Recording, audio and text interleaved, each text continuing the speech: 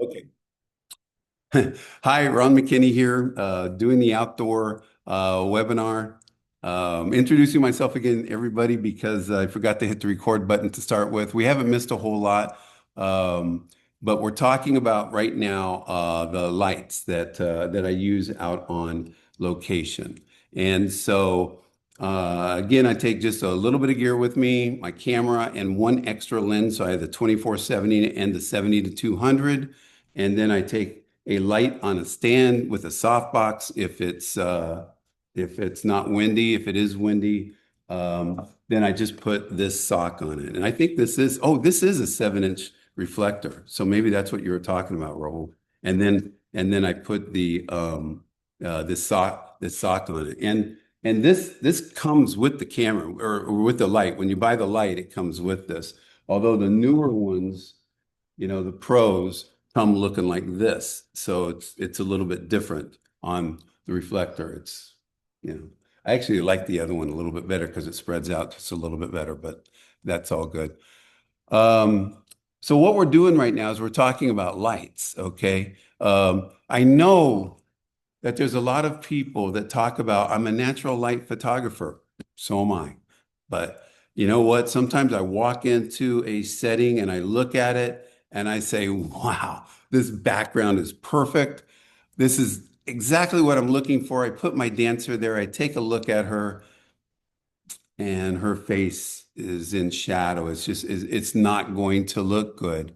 And look at my background. I have a choice. I either walk away from it and I lose a shot, or I shoot her in shadow and I try to completely fix it in post, but that's just not the way to do it. And so if you just learn to carry a camera or a light, then and just use it when you need to. There's been a lot of times I've done an entire shoot carrying that darn thing with me and never used it once because I don't want to use it. I only use it when I have to. Um, and so um, there's a lot of talk about like, okay, which ones do we use? And when I go outdoors, I'm a Godox person. I have Flashpoint. It's the same thing. Flashpoint you get from Adorama, Godox you get from B&H or a lot of other places.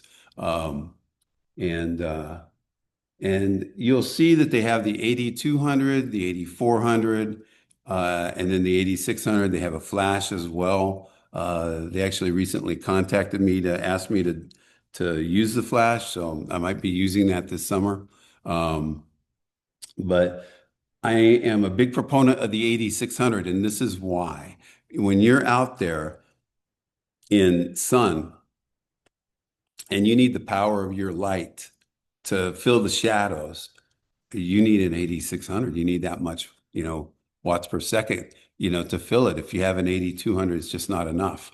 Now, is an 8200 going to work if you're completely in like shadow and golden hour? It can, definitely. I mean, there's a ton of people who use it and use it quite well. But the 8600 gives you the option of having the power to light up at any time. Sometimes I do a midday shoot. If I have a midday shoot, I'll actually carry two lights with me. Um, because if I have them in a place where it's lit, if I can't get them in any kind of shadow or anything, I'm going to need two lights to combat the power of the sun. Um, so let me go back and take a look at some questions. Again, I want to remind everyone to feel free to put any questions in here as I go through. And then we were talking about the trigger and what I love about this trigger right here is that you just have it on your camera. You have your light set up, like 40 feet away or however far away or whatever. It's pointing exactly where you want it. But when you set it up, you're not exactly sure what the power is. And now you don't have to go back and forth to go change it. You just change it right here onto this trigger and it just saves so much time. So. Okay. The light stand that I use, the important thing is it's a 13 foot, and then they have heavy duty ones, and the heavy duty ones are just going to be a little bit heavier, and it's just going to stand up a little bit better. So even though it means you're carrying something a little bit heavier, um, um, it's just worth it because you're just not going to have to worry about whether it's going to fall down or not. If I was using an 8200, I'd still be using the 13-foot stands. There's no way I'd want to use a 10-foot stand. The difference in weight between a 10-foot stand and a 13-foot stand is nothing. Here they are. Here's a 13-footer, here's a 10-footer, okay? And and you can see that the 13-footer is thicker, but the weight difference is not huge. And so to me, it's just so much worth it just to not to stress about whether it's going to fall over or not. Okay, so I went back and I'm looking at some questions that we've got here, and Cody is asking about choosing locations, and that is a very, very good question. Um, um, he's saying that he feels that the busy nature or an urban backdrop takes away from the dancer, too many trees or ornate architecture versus a dancer, and that's great. I'm going to show you a sample that completely agrees with that, and basically, here's what I do. The truth is, I like to find places that has great light. That's what I do. Because I'm here in Crystal Lake, Illinois, and I have probably like six locations or so that I use more than any. I go from Lake Geneva up in Wisconsin, just across the border, down to like Fabian Park down near Geneva. Here in Crystal Lake, there's a couple of parks I use, another park in Algonquin, just a little bit south. But my point is that I keep going back to those places for two reasons. One, because I know the light and I know like when the light is really good and and I know that even if it's bad, I know how I can work with it. And here's the other reason is because even though I've shot there lots and lots and lots of times, my clients probably haven't. And and they want the best shot I can get. And so I'd rather go to a place where I know the light and I can create another great image. And for them, it's not the first, they haven't been there dozens of times. So I go back there. Now, if a client says, okay, I want to shoot at this particular place, a place I've never been to before, I'll say, okay, I'll go there. But I'm honest with them. I say, a lot of times when I go to a place that a client suggests, I show up there and I can only do three or four shots, and it's like there's nothing else here for me to shoot. There's no other settings. All we can do is repeat it and repeat it, repeat it. So, like one of the reasons I like my locations is because yes, the light, but I also know all the different places I can go to, and I can get all these different looks. And in terms of like an urban backdrop, I mean, the truth is, okay, like it's what is it, April 30th. The foliage is starting to kick in. I'm looking out my window. The foliage is starting to kick in, but it's not fully in yet. And so if somebody wanted to do a photo shoot with me outdoors right now, I would say, wow, let's go do an urban background. And like I would go to Elgin downtown. I really like that location for some downtowns. And I know, like I have this little loop that I take that puts me in all the places that I really like to shoot in. And so for me, the urban location works really well. Um, so now you guys are I'm going to go back and see what other kind of questions you guys have because I think so far we've just talked about um, the lights and the light stands. Okay, here we go. Keep going, keep going. Everything's still on the same, still on the same. Okay. Okay. How do you carry 280 like that? Um, let's see. Keep going. Oops, I think I just jumped. The cheetah stand. Like I think a lot of people love the cheetah stand. I think I might have one. I don't know, but it's just never been something I've liked. But here's the other thing too. Just because I don't like it or I don't use it or whatever doesn't mean it's not any good. Of course it's good, you know. Um, Jacob loves it. Okay, let's see. Okay, I'm going down. Okay, what do you do when the client says, I want to go to X and X? That's just what I said. It's, oh, 35 or more minutes away. Yeah, that's a good question because, like some people talk about, okay, am I going to charge extra for driving? Here in the Chicago suburbs, it's like I can go on the other side of the Crystal Lake and it's going to take me 20 minutes. So going to Fabian Park, taking me 45 minutes or something, I just don't care. To me, it's just part of the deal. Now, if they want me to drive somewhere that's an hour or more, okay. Yeah. Now I'm going to have to charge them a little bit because if I go there and then they only order three pictures, it's like, wow, man, I just wasted a lot of time. So you just have to, you have to decide for yourself what is within your realm. Like I can't tell you, like I just do it my way, which is it's probably like if it's within an hour, I go. Lake Geneva is within an hour. It's right at an hour. Um, I'll just go there. I don't care. Um, let's see. How do you get models to build your portfolio? That's a question from Rick. Really good question. And you really have to have a lot of control over that. Because the thing is that if you put out a model call or whatever, and some mom responds to you and says, "Oh, I've got a 10-year-old dancer. We'd love to do it." And it's like, "Wow, that's great. I've got somebody to do it." And then you go out there and they're not going to enhance your portfolio, let's just say, okay? Um, then, to me, you're going to have good experience. So that's something. It's always good to have more experience. Uh, but when I do a model call, it's like that person has to elevate my game. And so I'm pretty careful, about, when I do put out a model call. Um, and I'm pretty fortunate because I'm pretty well known so in the area. So when I put it out there, I get lots of dancers and I have to turn down most of them. And it's kind of sad to do it, but I have to. Um, so my point is be careful about who you get. And the other thing too is is look, like I just got a brand new dance studio. I'm doing their recital portraits this June, and the parents don't know me. They're up in Wisconsin, so I found out that I actually know their best dancer, and so I brought her in to my studio and just did this artistic shoot with her for free to kind of get the word out to all the dancers in that studio um, about my level of expertise, and so hopefully they'll buy a lot of recital portraits doing that.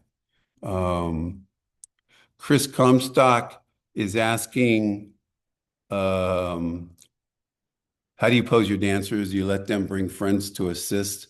I will never tell somebody they can't bring friends. They can always bring friends. But I don't want it to be like a 14-year-old girl bringing another 14-year-old girl. It's more like, bring your mom or bring, somebody, like if it's a 19-year-old young lady, then she can bring her boyfriend or another friend or, whatever else that they want to bring.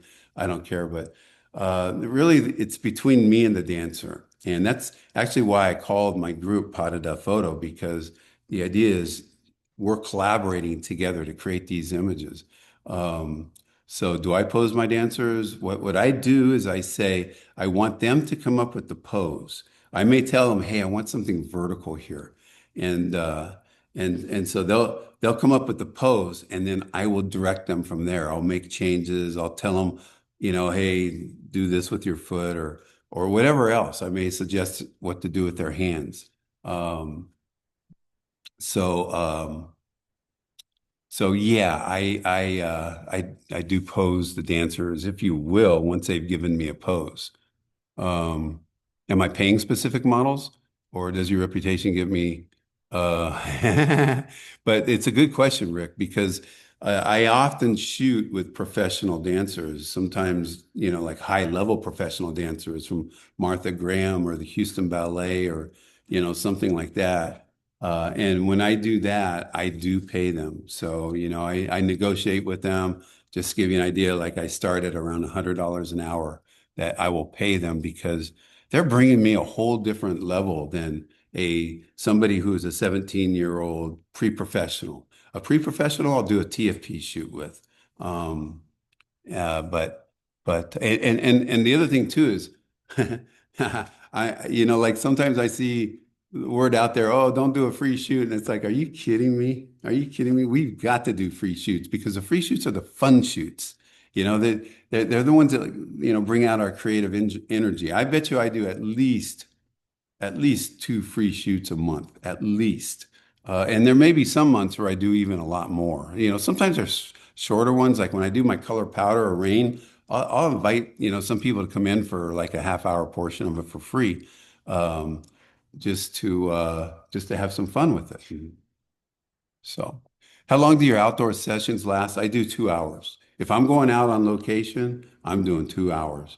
Unless I have a team. If I have a team, then it's going to be at least 2 hours and probably more like three, maybe three and a half. And I always shoot leading up to sunset. So, like if I have a team, I always tell them, okay, we need to start at least 3 hours beforehand. Um, and when I say a team, I'm really talking about a high school team as opposed to a comp team, because a high school team will have, you know, 12, 15, 20 dancers or something. A comp team, holy cow, that can have 70, 90. It could have more than 100, so that's a whole different ballpark in terms of time. Um, okay. Safety considerations outdoors, on roads, concrete, urban settings. Good question, Chris. Safety is always the number one thing. It's just like I don't always like to have them jump on pavement, for example, but if they really want to, I'll let them. Like I'd rather have them jumping on grass. And so if I am having them jumping on pavement, I don't want to have them jump over and over again. You got to be really good at capturing them in their peak moment so they don't like if they have to jump 3 times, that's it, man. Um, and what happens is I have them jump once and then I'm giving them direction to fix something oftentimes. And and then if they jump a second time, I say, let's try it one more time. And then if they do it a third time, they're still not getting it, then I pass. So it's not always me, it's not always us. Sometimes it's them. And I just take what they give me. But I'm not going to make them, jump 10, 15 times on pavement. I'm not going to make them jump 10 or 15 times on grass either, but definitely not on pavement. Um, Larry asked if I'll use a dance clients if I find a new location. Maybe if like usually if I find a new location, it's because the client took me there. And if I don't like um, what they like the image isn't enough, then yeah, I'll take somebody out there for sure because I want to show off that location. Like on my website, I have this place where when I'm working with a client, where should we go? I just send them my locations blog and it's by city and all the different places that I shoot at. When you do the free shoots, do I charge for prints?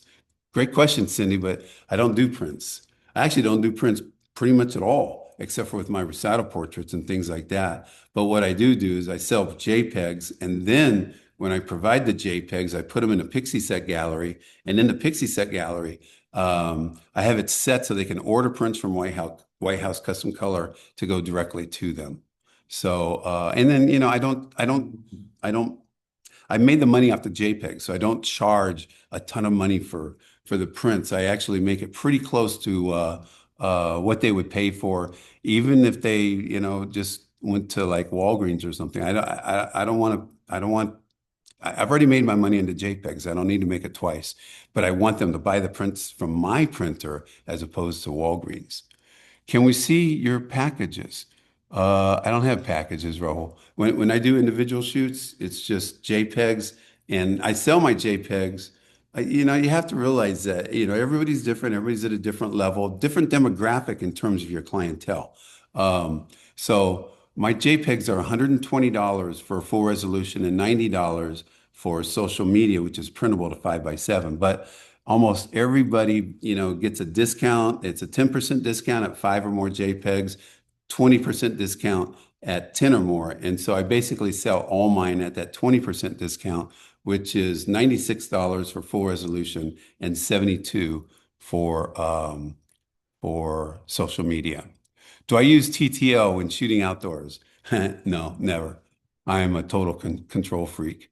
Um, because I just, I put the light up there, and then I get my my trigger, and I sit and I say, I think it's going to be this much. And I'm pretty good at guessing it right the first time.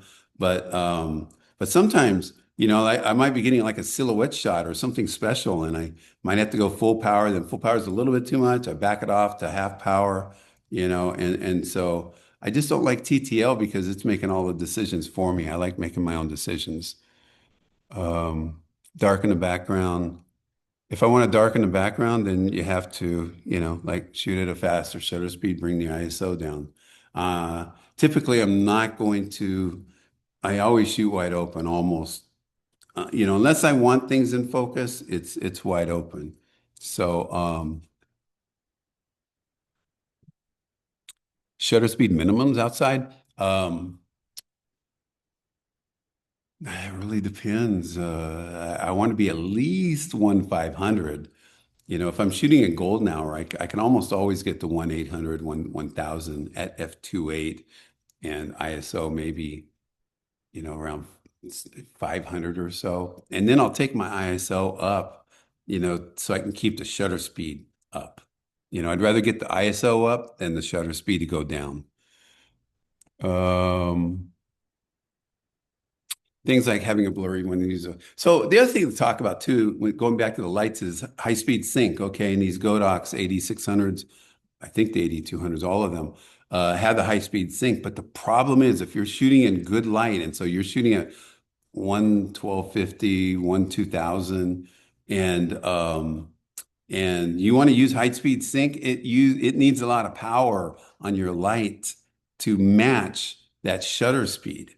And so an 8200, doesn't always have the power that you need for high speed sync and bright conditions. Does it have it for, golden hour when you're in shadows? Absolutely, no question. But there are times when you want to use the high speed sync, and you need a little more power in your light. Okay, so are you delivering both high res and web? No, I only deliver high res if they ordered high res because it just confuses them. Sometimes I see them download the web, and then they try to make a print and they come back and say it is pixel. It's like, no, I just give them full res because they can still, put it on Facebook or whatever. Let's see.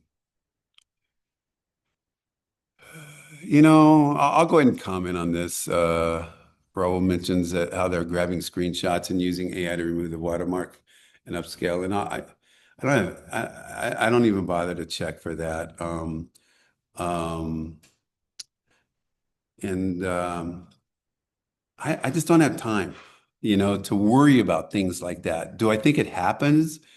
Maybe a little bit, but I think it happens a lot less to me than what other people talk about. And it may be because of my reputation or something, or maybe because of the clientele I have or how I've trained them. I don't know, but I rarely see one of my pictures.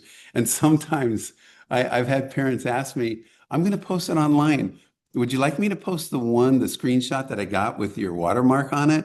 Or is it okay if I print the actual one that I bought without your watermark? And it's like, oh no, please print the one without my watermark. Watermarks just get in the way of things, and the whole idea is just keep them from screenshotting and saving. Okay, so you get your light right, and then you have the dancer jump.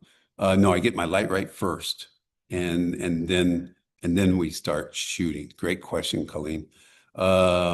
Seeing how you sell per image. Do you ever charge for just a session and then deliver a certain number of images? Um, yeah, that's what I do. I charge 150 bucks for a 2 hour session, and then it's just however many images that they want to buy. And so typically, I'm not like there are people who like, make like 2,000, $3,000 per session. Mine, I average probably 800 to 1,000. I don't do a whole lot. My main thing is volume. I do a lot here in the studio. So 200. Okay. They corrected you on that. Okay, cool. What size is your social media image? It's 1200.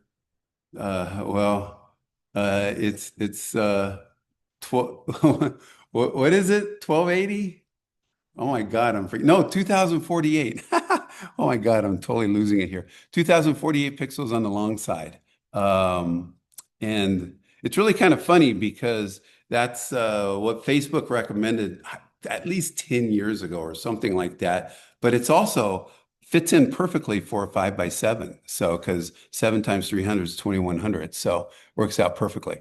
Dance studio I work with found some of the dancers are doing that. She laid down a lot. Good job. Okay, Tom, shooting outdoors flash. Do you use high-speed sync?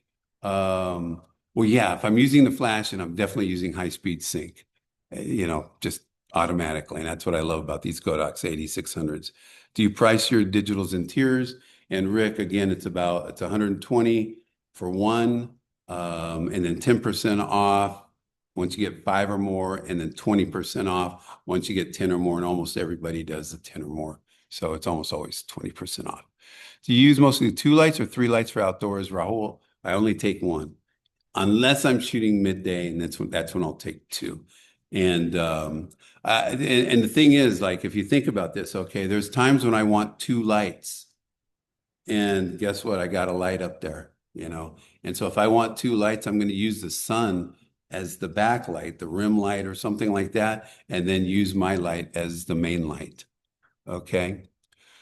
Okay, so now I'm going to switch over and show you a couple of my images, and then I'm going to go into Rick. It's very different, but the average is around 10 to 15, and that's I try to shoot.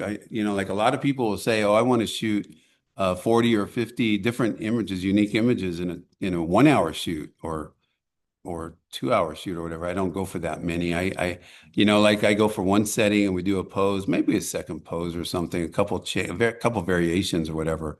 But I'm all about quality, not quantity. How'd you get started shooting outdoors, Dan? Because they wanted to. It was really fun. Oh my gosh, no, no, no. They want to, Larry. Quit talking to the dance instructor. Start talking to the kids. They and the parents. They want to.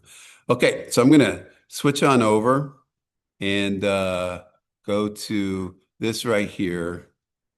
And so here's the first image I'm going to show you. I'm going to see if I can yeah, I got my chat box open. Okay, here we go. So I can still see your chats. So here's an image, and this is not my image. This is my second shooter's image. And when I first looked at this, I thought, wow, did she shoot this image? Because she's in the wrong place. She needs to be lower down in the water and like more in line, with like between her hips and shoulders. And then I realized, oh no, she was shooting a picture as I was shooting the picture. And so here it is. And my whole point in showing you guys this is to show you how important the angle is. Because you see this one here, it's a great image. If this is the image I had, I'd be really happy. But to me, that's the better image. Look at the water coming off of her front leg. We're over here, you can't really see it as well, and now you see really the water coming. She's looking right at you. And look at the line of her hips right at the camera, just the way I like it. So that's why I wanted to show you that image. I'm only going to show a few of mine. And then I'm going to go into a critique of some other people who were brave enough to share their pictures with us. So earlier, I forgot who asked this question, but they said sometimes the trees in an urban location, I think it might have been Cody, um, it becomes distracting. And this is a perfectly good example. Now, I wanted her to do, like this looks kind of cool because it goes up in line with the trees, but man, oh man, it's almost hard. It's almost, she just kind of blends into the background here. And I don't like it when my dancer blends into the background. I want them separated from the background. Feel free to comment again as we're going to go through these here. Let me just take a look. So here's like a professional dancer right here. This is a dancer from Martha Graham, and this is her here again. Automatically, you can just sit here and look at the way she's like moving, and you can see what she brings to the table that that another dancer, that a younger dancer, an experienced dancer, less skilled dancer, just can't bring. And that's why you want to pay, you know, those ones. You're right, Larry. We look right to the brightest spot. And I think this is an example. Well, yeah, it's kind of an example. I really love this shot, but look at how her hand kind of like disappears into the sky. It's just so bright. And this is an example. It's one of my shots, but it's why I love her and how I captured her. Um, um, then it just would have been better in a different setting. Cindy asks, when I pay the dancers, do I give them JPEGs? Absolutely. Um, there are people who will say, oh my gosh, it should be one or the other. And it's like, well, everybody's going to be different. I'm not going to say my way is the only right way, but it's my right way, and that what works for me. Anytime I can get a dancer up on a hill facing the clouds, I'm going to shoot a silhouette. This is a fake background. The sky is fake. I just put it in there. But man, doesn't it look good? This is from the exact same shoot. I would have liked to be able to see the foot just a little bit better, but the hill's coming at an angle and it's really actually kind of tough. And, the top foot is what's really important. If you notice, I put the top foot in a bright part of the cloud. I didn't put it in the dark part of the cloud, but in the bright part of the cloud. So that's really kind of important. Um, I love putting dancers in water. And when you shoot them in water or anything like that, you've got to have a dark background so you can see them really kind of bright. How do you get them also crisp? Um, well, it's Sarah, if the feet are blurring for you in studio, then what's happening is you've got a light that doesn't have a short duration flash. That's what's happening. Or your settings are letting in some ambient light. This is a whole different thing, but when you're in the studio, you want to be at like 1/200, for example. I have a Nikon, so that's as fast as I can go. And then I shoot usually f6.3 or 7.1 at ISO 100. And even though I have the lights on, it all becomes dark.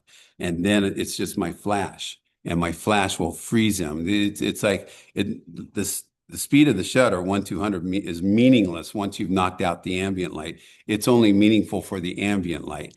And then your flash duration on your light. I have Einstein lights in my studio, and they have a very short duration flash, and that's what freezes them. You can contact me later, and I can kind of help you through that if you'd like. One thing I like to do is I want to put my dancers against a background that helps that kind of like frames them or helps them stand out. Um, Here's one. She's wearing green, even with the green background, but she pops in it. This is Becca for, many of you guys know her. I'm going to show you now. Oh, another thing too, here I'm shooting from like this walkway and a bridge, and it's the little river down below. So look at how beautiful that light is on her, you know. That was really gorgeous. One of my favorite shots. Um, Now watch this. Here's a hair flip, but she she did it in a way that it's going too far out and it's going up into the light and you can't really see it. So we had to redo it. I repositioned myself so I would not, get it up there into there, and you can see the big difference there. Do I color grade, Chris? Color grading to me is just like doing your color correction, and I do that all in Lightroom. Direction. Do you like frame based on the direction the answer is moving? I do like, I mean, I compose according to that, like give them a little more space. So, okay. So it is, Rick, truly. Okay. I'm going to jump over now and start doing a critique of some people who are brave enough, to share their pictures. So here we go. Some people didn't tell me they're oh, I don't want to do it that way. I want to go, let me see. We're going to go to here. Okay, so here we go. Um, so here, the problem here is that they're right up against the background. You see how close her feet are to the wall? what I would have done is brought her out right to the edge of the walkway, that little gray, that light gray part, and trust me, okay.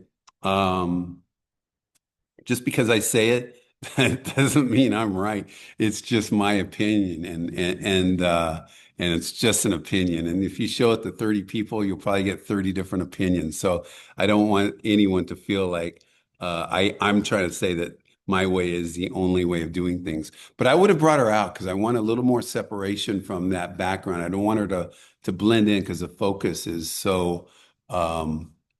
the focus is so like everything is in focus here.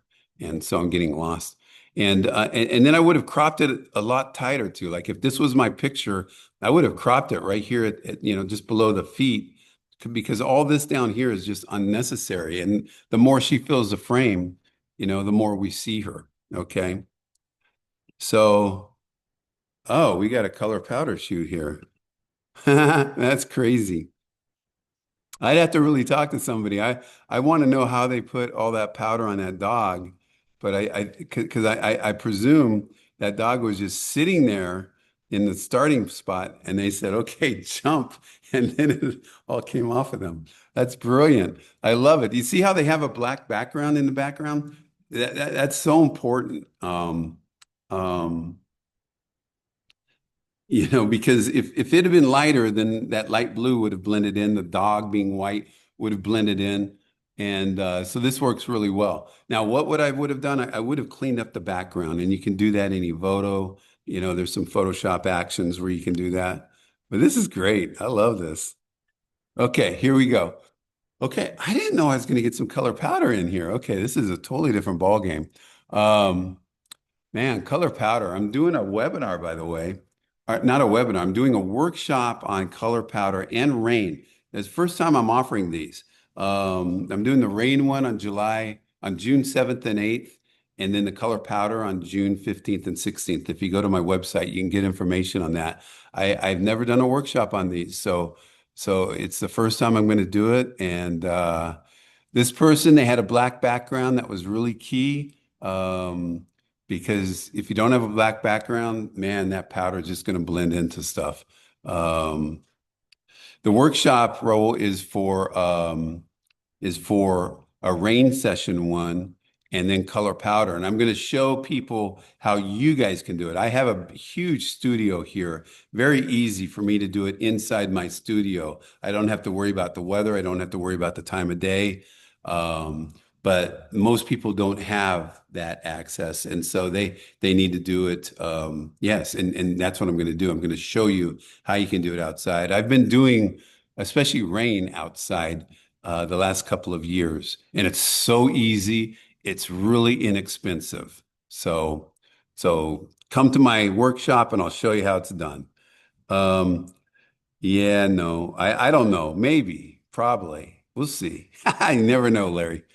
Okay, so here's the next image. And so I forget the term on this. What speckled? Is this speckled lighting there where you have like the shade and the sun coming through? I don't like it. And it's just like all these little bright little spots all over the place. Dappled, okay, I'll take that. Typically I shoot towards the sun. So in other words, I would have shot in the opposite direction. But if you remember, I told you earlier today, sometimes I see a background and it's like, oh my gosh, I want to use this background. The lighting's not great. What can I do? In this situation, nothing you can do because it's all over the place. But they did do a good job making sure that it wasn't so much on her face or her upper body, but you see how her foot is in shadow, and so her foot doesn't pop nearly as much as her face does. So I just, I honestly, I doubt I would have shot in this location at all, unless I could turn around and see something else in another direction. Okay. Um, so the person who gave me these, by the way, they didn't give me their name, so I can't say who it is. Um, so this is a group shot, and again, the thing is, I don't want them.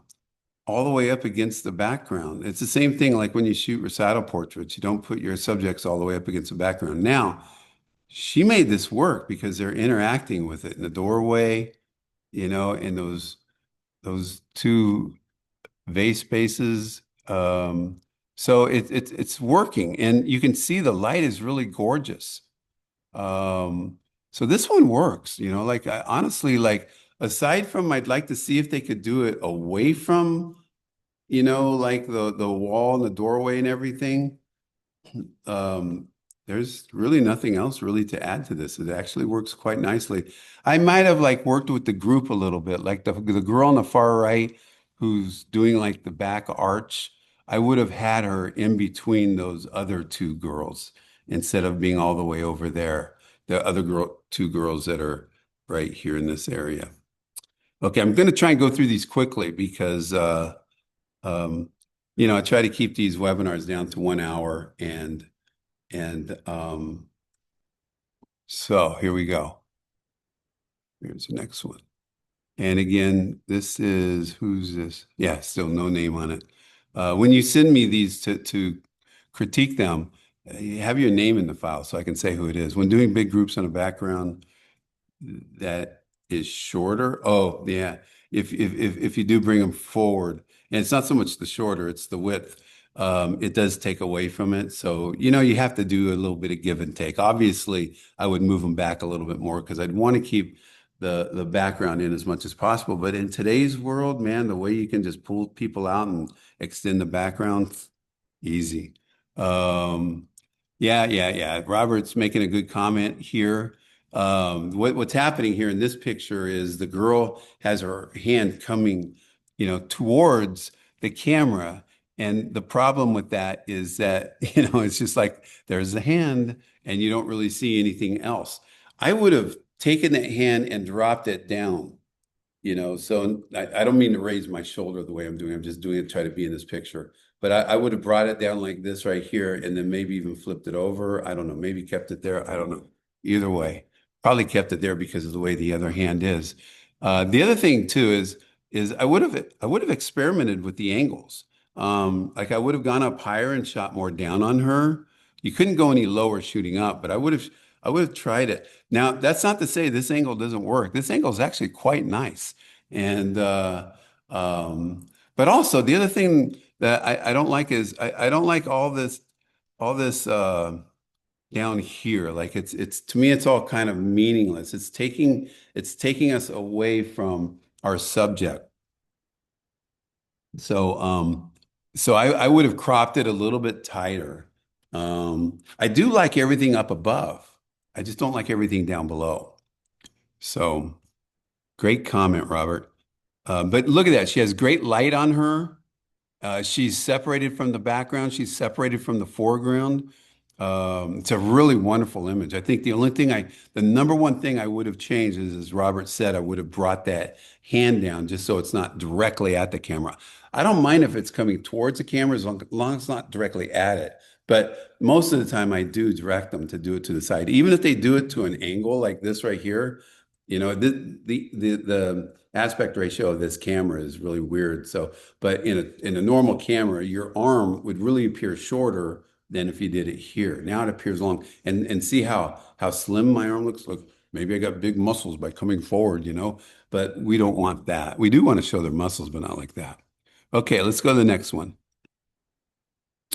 Okay, so here is like a back attitude kick, and she's reaching up to the sky. So what's happening here is you're shooting up the neck. I don't like that. I love what she did with the skirt. I love the back attitude. The arms, I would have. She's using it to throw the skirt. So I don't know if there's anything to change about that. All I would have done on this is turned her so she would be 90 degrees to me, and then hope that I've got some light up on her face. You can see all the light is coming to the front of her body. Like if you look at her ear, she's in shadow. I don't know if it's shadow from the arm. It looks like there's just shadow from there. So it's like, oh, she may be using a flash because I see light on the foot down there. Yeah, so that's a flash or some kind of light. Um, so. So that's the only real change I would have done there. Yeah, you're correct, Chris. How can I share my, well, Raul, you had to send them in to me. Next time I do these, uh, you can do that. I try to announce it. So here's one, black and white conversion. Um, we've got the sun just off to the right, which is really kind of interesting to me. They're obviously using a flash. You can see the shadow coming off his foot down below, but also because you know the sun is behind him and to the right, it doesn't make any sense that there's light over there. So it's obviously a flash, and I think it's really, really well done. Um, to be honest. I don't know what I would have done with this one. I may have changed the angle because the sunlight's just a little bit brighter. See how the sunlight's really bright on the right side of the image rather than the left side of the image. So I might have tried to change the angle a little bit. Um, and then me, because I love silhouettes, I would have probably put them right where the sun was and just seen what we could do, but not for this pose. I think this pose works really well for exactly what they did. Um, so this is really cool. I'm not gonna spend a lot of time on each image because let's see what you mean about the horizon there, Melissa. Yeah, you do want to control that to some degree. So, Melissa makes a good point that the horizon cuts through his body, and getting it lower may show off his leg more. I think she really is accurate about that. I think if we got the horizon down to maybe where the hips were, I think it would have worked a little bit and more. And yeah, a little more contrast. Actually, I don't know. I think the contrast just right here, but I think it's a problem just because of the sun being right there. Okay, we're going to keep cruising here. So this is a good example of she's wearing black and she's jumping out of a shadowed area. And so we've got to get her completely out of that shadowed area to really see the bottom of her. You can see the top and at least on our left, her right, it separates from the background. But look at the left. I think she might have a little bit of hair there, but it blends into a little bit of darkness over there, so it doesn't really pop out or anything. And she has like bright green there. Um, this is a really nice, like she captured it at a good moment. I love everything about this. I just would have liked it to be, a little bit brighter down there. And to be honest, like this would be a time when I would like, in Photoshop, I would have captured the dancer, put on a different layer, and then lightened everything right below, her feet here and her bottom foot, not her top foot, her bottom foot, just so you can see it better. So, but this is a really nice image. And let's see. This is Chris. Okay, Chris, this is you. Okay, good. Shutter speed was slow. Motion blur. I don't really see that. But this is a small image, so I'm not looking at it really huge. But I don't really see a huge problem here. If it's a problem, you would see the motion blur here, Chris. I think you're really like cutting it down here and looking too close at it. Okay, so this one here, I understand what she wanted to use that bench there or table, picnic table. I don't know what it is, but she wanted to use that to go down, to do a little bit of a leap and to do that. Uh, I wonder if you could have gone more over to the left and had her rotate a little bit more so you could have gotten those steps more like directly behind her instead of off to the side of her. Um, overbearing parents, nah. It's all about like taking control of the situation. You don't let them, and especially if they're criticizing their kid, it's sort of like I'll say, "Can you stand a little bit further back, please?" Seriously, I don't allow that to happen because you are right. They can really affect the dance routine. But you know what? That kid is living with it every day if they're doing it during the photo shoot. Um, so Chris, I would have like stepped over to the left and had her rotate a little bit more and just seen if I could get those stairs actually behind her instead of to the side of her. I just think it would have made it more interesting. However, this is great. I mean, there's nothing else that because she totally separates from the background. I might have wanted a little bit more of a blur in the background, so I don't know if you're shooting 2.8 here or not, or how tight you had them in there because you can shoot 2.8 and shoot wide and everything will be in focus. But if you get right on, yeah, you didn't have a lot of room. Yeah, yeah, that totally makes sense. It worked really nicely for what you had. Okay, this is still Chris. Look at this really low position he got. And it's so critical because it shows, she's doing a leap here. And to be honest, oh, I would have just liked to have her just a little bit higher. Because I'll be honest with you, at first I thought, oh man, look at her. She's like doing some kind of a freaking toe stand here or something, but she's not. This is a leap. And so I would have liked to have had just a little more separation, which means you'd have to get even lower than you already did. But I mean, I know you're already on the ground, laying on the ground on this shot. You have light coming from the right. Um, Chris, I don't know what you want me to tell you. I can't help you. You're doing really great. Um, this is really nice. Like because not only does she pop out from the dark background, but she also pops out from the light background, and that is really good because that's hard. Yep. Okay, let me move over. We're still with Chris's shots. I'm going to kind of move through quickly because I'm going over time now. Um, and this one is okay. We've got that. What do we call it again? The baffled lighting. Where was that? Somebody told me what it was. Um, Dappled. Thank you. I don't like it. So I would have tried to find a place where they're just and it looks like there might have been some if she just stepped over a few feet to the right, but probably not. It was probably everywhere. And that's just a tough shot. But the everything else looks great. You got her knees connected. The whole pose looks awesome. That's the only thing I would have changed on that. We're switching over to Dan Davis. I don't know if he's in here or not. I didn't check to see if he is. So we've got two lights in the back that are really far away, and they're really not, I don't think they're adding much to it except for just like it's almost like they're just like stage lighting, just there for the purpose. And then we have some other lights somewhere else because that's what's lighting her. And so she's doing a Firebird with her hands up in the fifth position, and her hair was straight back. And so I would have wanted her to turn a little bit more to be completely 90 degrees to me. She's a little bit closed to me.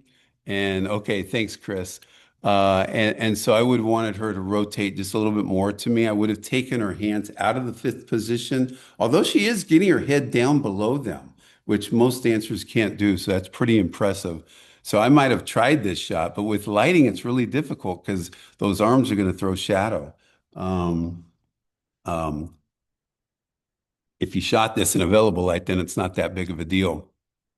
So I would have turned her. Not really a big fan of this location. Not really a big fan of those lights in the background. It's just too dark. And I know that you don't have much option. This is after sunset, I can tell, or it's a really cloudy day, miserable cloudy day. I would have I would have kicked my ISO up and just tried to do it with less light. Okay, let me move along. This is still Dan. And judging from the light on her right cheek, right, going right along the right cheekbone, wow, I think left cheek too. So it looks like there's a couple of lights in this one. It's hard to tell, like even what kind of day, because this looks like another shot at dusk, just past the golden hour. The last one was past golden hour. And so he's using just lights and so it's interesting to me because the grass is pretty green, but those blossoms in those trees in the background are not very saturated, not really popping. Um, other than the grass, this shot feels very desaturated. Um, but I like it a lot better than the last one in terms of the background. The background's pretty cool.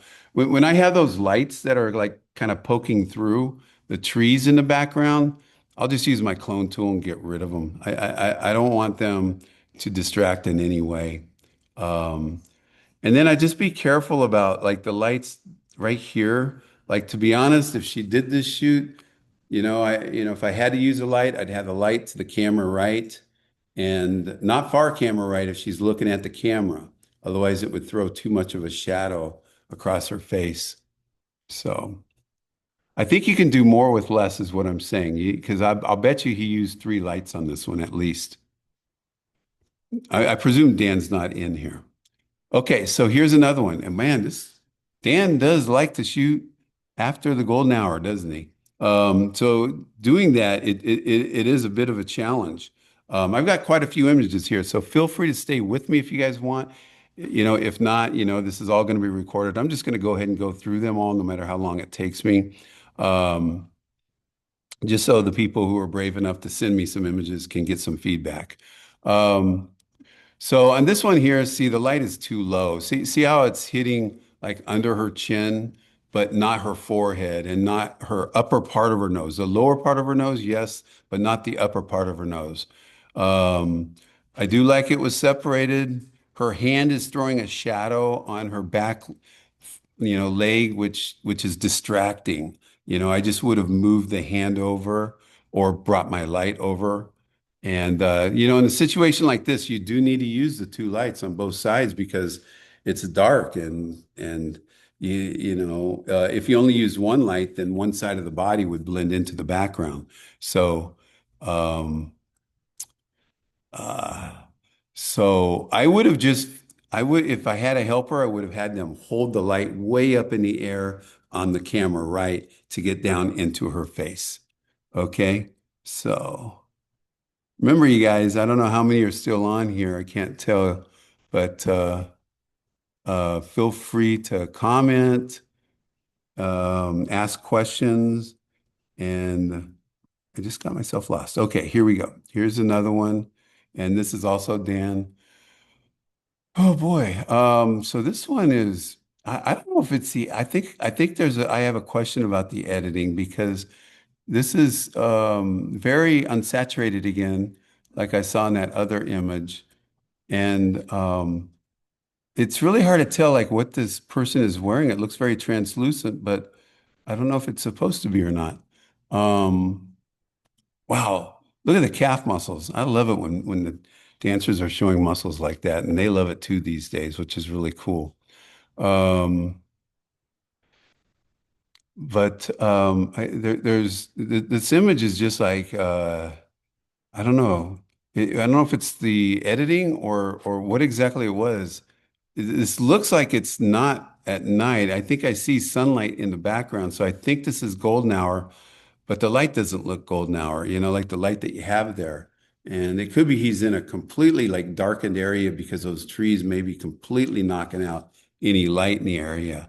And so it could be that he had to kick his ISO up because anytime you kick your ISO up, it kind of desaturates the image. So yeah, I agree with you, Melissa. I want more saturation. Same thing here. This is a same location, same dancer. Everything is the same. And you see the light on the left. See it hitting her cheek down here. That's not where you want it to hit. You want it to hit her face looking over here. Again, my opinion only.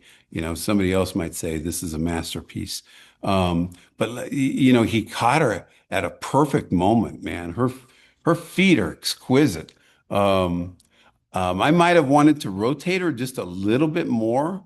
If you rotate her a little bit more, you might have seen the left leg, the lower half of the left leg that's like tucked underneath her, and then she would have been turned more towards you. But this is also a very nice angle. So I'm not saying it had to be. I'm saying that I would probably try it the other way just to see how I'd like it. But I would want just one light, camera right, up above so it's hitting her face going down. I would not want that light over here on her right cheek.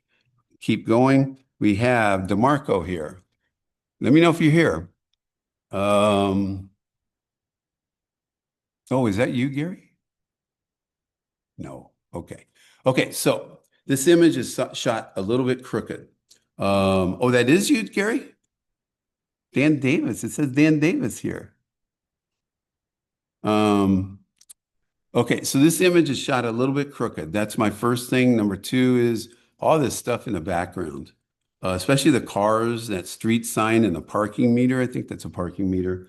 That's just distracting. The moment is really good. Um, Everything else is really good. Like she's very well lit as well. I like it. I just want to change the background and then we got to straighten her. Okay. Um, yeah, so we just want to straighten her and fix the background. And there's a lot of things about AI right now. Um, and my thing about AI is I'm a big fan of it, but I'm very open about it. I don't use AI on very many of my images, but because you could replace the background here. You could do something.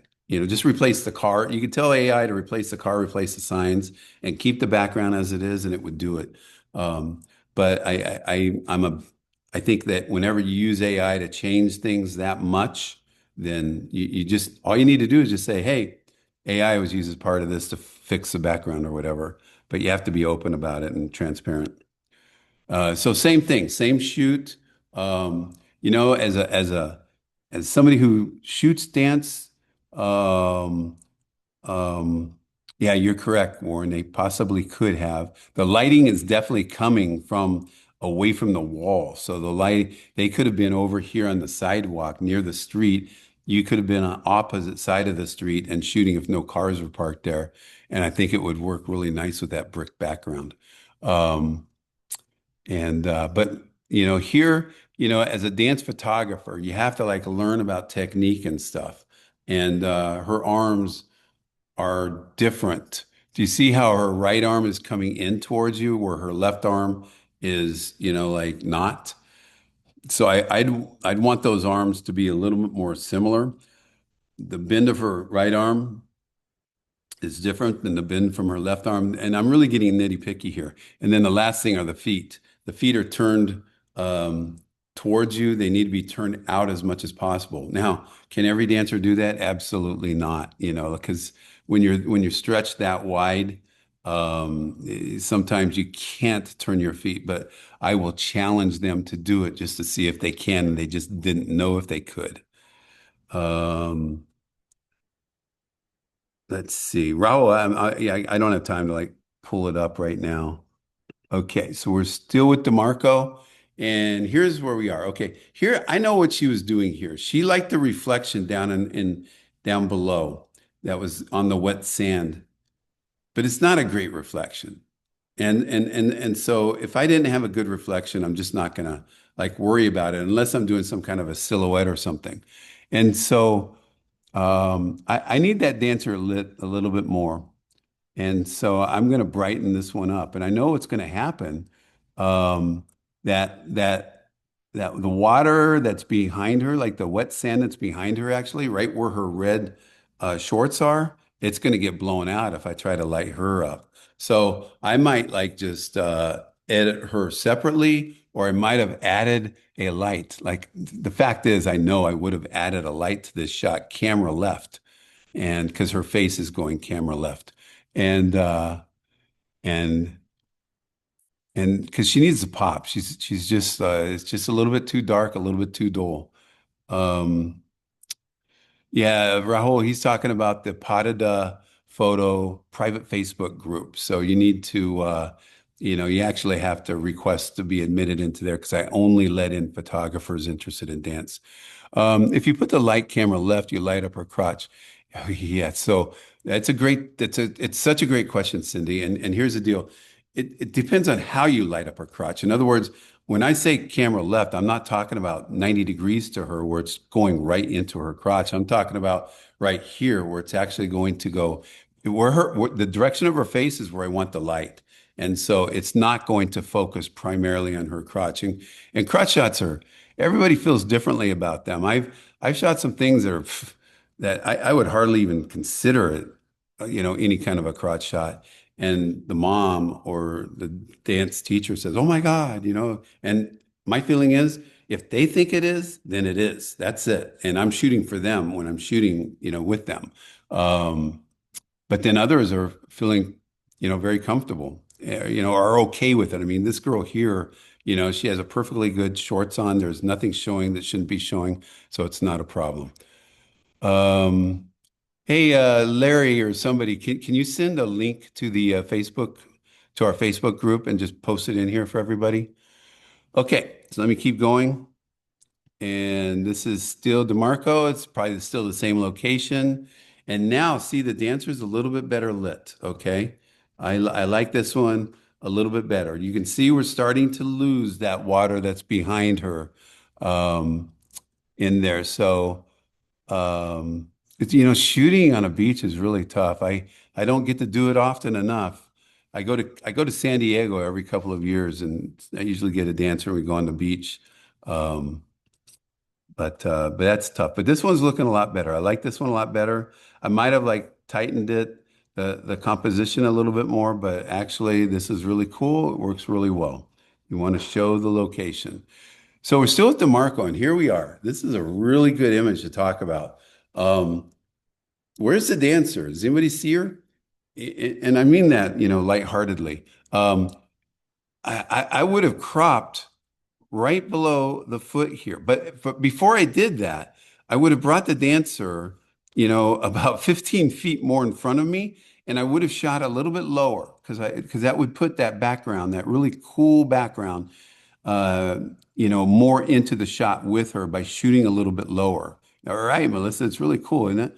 But the background is too it's dominating here. Like you barely even notice that there's a dancer in the shot because you're just so focused on the background. So if you shoot low at 200 millimeters and they're a lot closer and you're shooting at f2.8, the background becomes blurred a little bit. You still see it, but it's going to look really cool and a dancer pops out of it.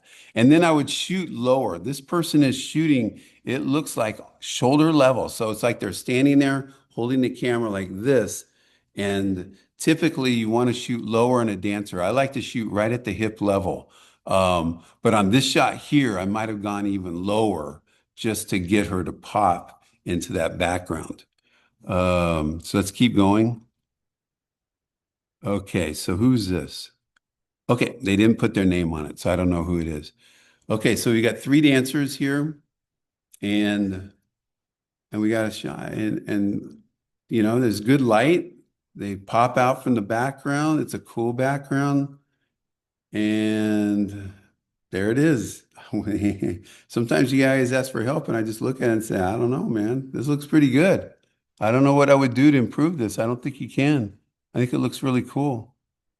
Yeah, I guess I would have done one thing. The girl on the left, I would have brought her down one more step just so she's more off the girl up on top.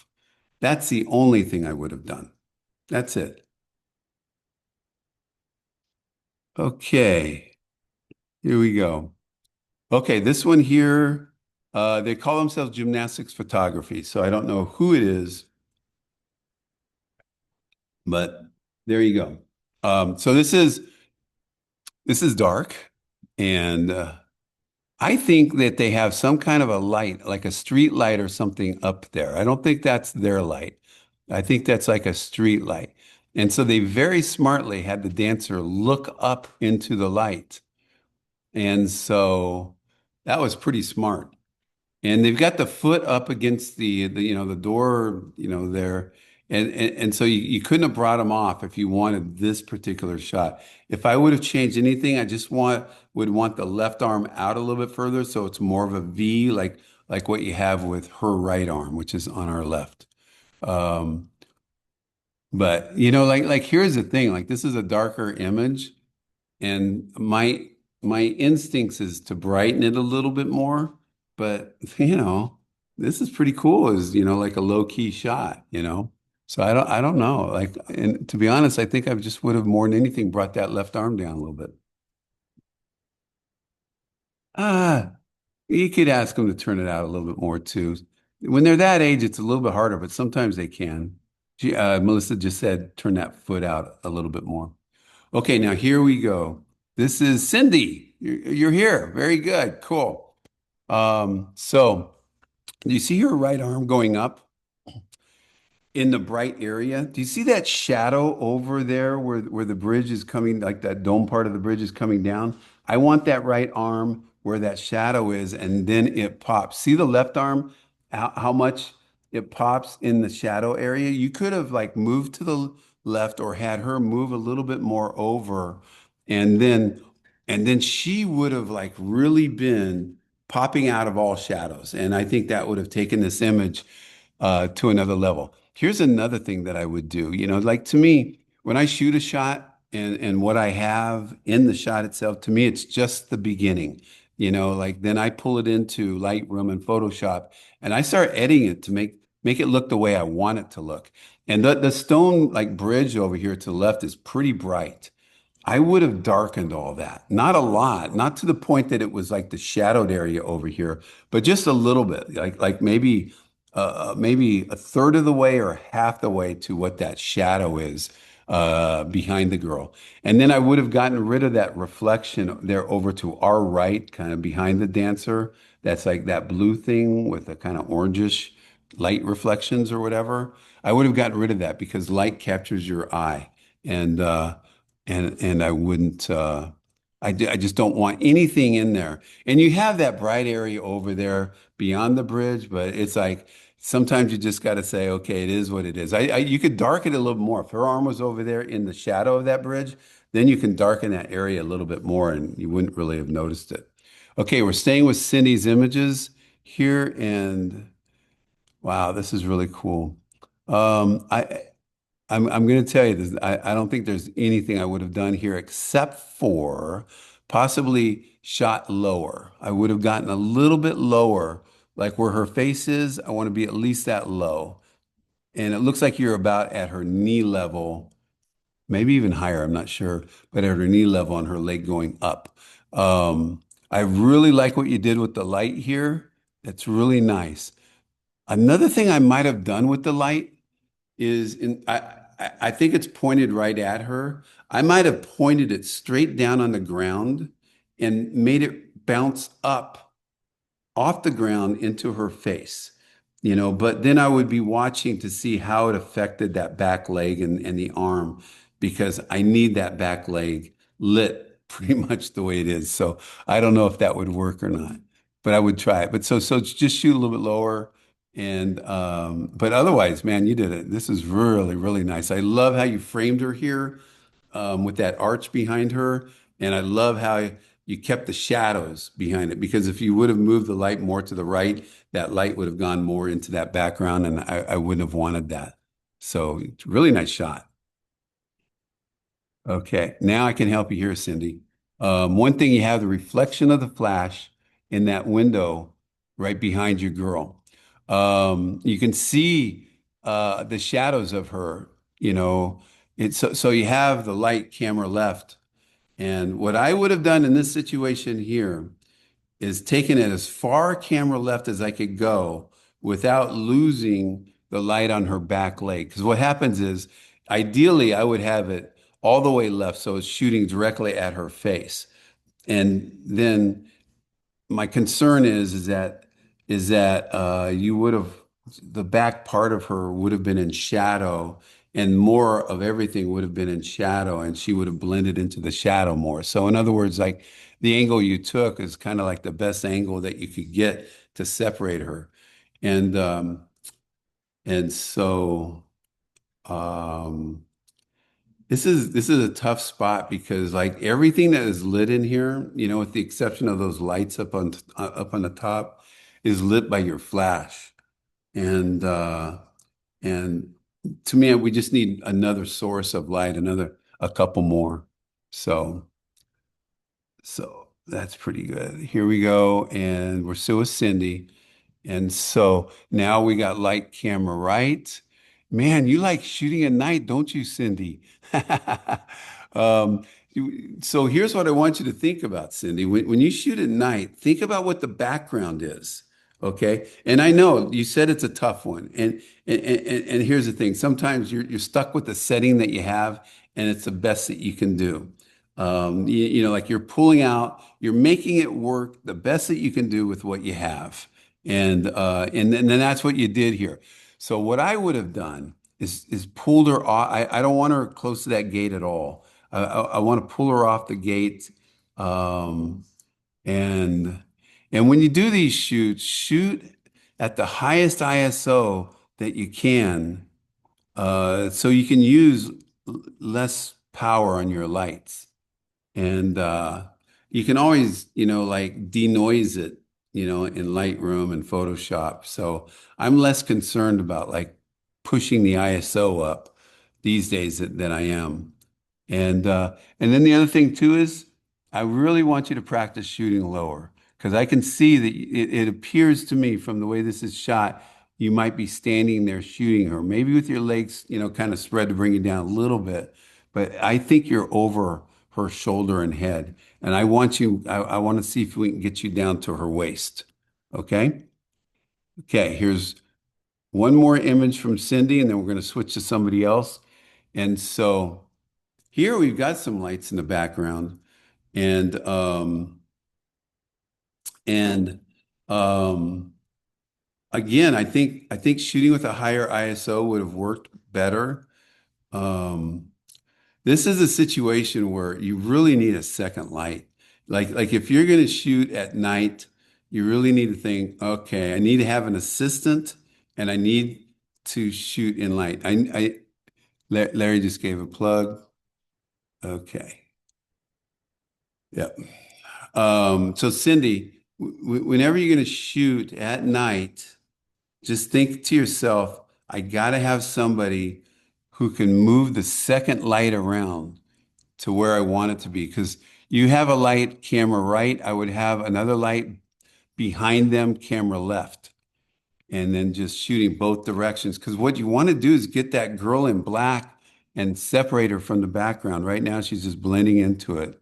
And and so that's what you really like, you just have to say, if I'm shooting at night, I need two lights or be in a place where there's lights because these ones are tough. You chose some tough locations. I appreciate you sharing these images. Okay, now we're moving to legacy photography. And here's a situation. It's just like that Firebird from earlier. Um, and look at her back foot. Do you see how much it blends into the background? So when you're shooting in light like this, you really need to look. Uh, oh crap! Do you still hear my audio, or is it just then? Um, do you still hear it? You still hear it now? Yeah. Okay. So the second light would be camera left behind them to help separate them from there. Thank you. Oh, okay. Some people just missed, others didn't. Okay. So here in this situation, look at her back foot. Do you see how it blends into the light? And that's what I'm saying. One of the first things I look at when I'm doing a shot is what is the background? What's going to happen here when I get this shot? Because this is kind of like a high key shot, because there's light everywhere, which is beautiful. I love high key. But when somebody's wearing white and you're doing high key, like you're struggling with whether you're going to lose that. But more importantly, here it's blending into the background. So if you're shooting high key, at least have some shadow in the background. Like if she had her back foot and she went the other direction and it was where those trees are over there, then you'd see it. Okay. And so the other thing on a Firebird, I always do a shot like this just to see what the hair will do. And then I'll put the hair on her opposite shoulder, opposite from the camera, and have them do it. And then you'll see their face completely. And then the other thing is I want them completely 90 degrees. She's slightly open to you. I want to rotate her to the right just a little bit more. Um, so she's doing, and then again, I think you're standing there. I want you to get a little bit lower so you really get the impression of the leap. You're shooting like this, standing, and so you're shooting down on the dancer a little bit, and you don't really get the impression of how high they're getting. If you get a little bit lower, you'll see that. Wow, I'm at an hour and a half. How many more? Oh, I'm on my second to last image, so we're good. Okay, so these ones just came in, and oh yeah, this is still legacy. Okay, so again, the background is just way too bright. Like the background is brighter than your subject, and that's not the way I want to work. I do like that the sun is behind her, but I'm going to find some place. I bet you this is like a 3 o'clock in the afternoon shoot. I can't really see any shadows very well. I guess I can see the shadows on the trees. Maybe it's a little bit later. But I want to get in a place where the first thing you need to look at when you do a shoot is what is my background? I want my dancer to pop out. And so this background is way too bright.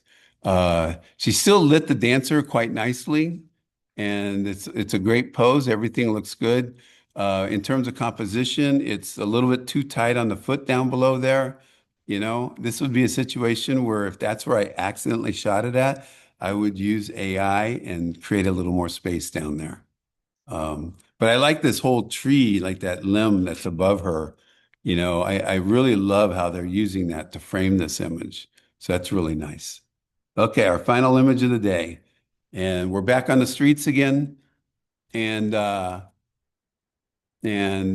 we've got good light on the, lights coming from the right side, our right, the dancer's left. And it's pretty nice. My only problem is that this is a really like I don't like those cars being in the shot. Maybe they wanted the cars in the shot, and if they do, that's great. Um, I'm trying to see if, because this first tree on the right looks pretty much in focus, and then things go out of focus pretty fast behind it. So I don't know if they used, oh yeah, they did. Because look at the building over on the right. See how it's in focus?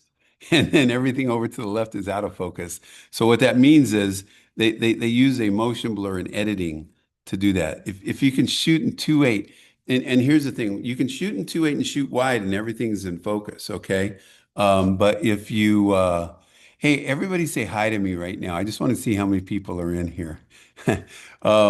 But if you, there you go, boom, boom, boom. Oh, yeah, quite a few. Okay, cool. I love it. I'm glad you guys stuck it out. That's really neat. So I don't have a problem with using like editing to create more blur, but you got to be really careful about how you do it. And you have to look and see, oh, did I miss a spot? You know what I'm saying? But if you shoot it at 2.8 and you fill her with the frame, even if you shot it, even if you have a camera that only goes 4.5 or 5.6 or something, if you fill it with the frame, everything's going to be out of focus behind them. Okay. So really try to do that. This one is, she's a little bit lower on this one. I'd say she's almost like shoulder level. So that's good. I'd even get lower. I want you down to the waist. I would sit on the ground and shoot this shot. Um, but the lighting is really good. I do like all the background with the exception of the cars. Um, and so this is a really nice shot. So there you go. That's it for the day. For those of you who stuck it out, thank you. I appreciate it. I'm going to start doing these webinars. I think I'm going to try and do them once every 2 weeks. So, like if you guys get into the Parada Photo Facebook page and make some suggestions of what you would like me to focus on, I will do it. Somebody did ask me to do an artistic lighting one. And so I plan to try to do that in the next couple of weeks. So thank you so much, everybody, and we'll catch you on the next one. And this is Ron. I'm leaving. Thank you. Bye-bye.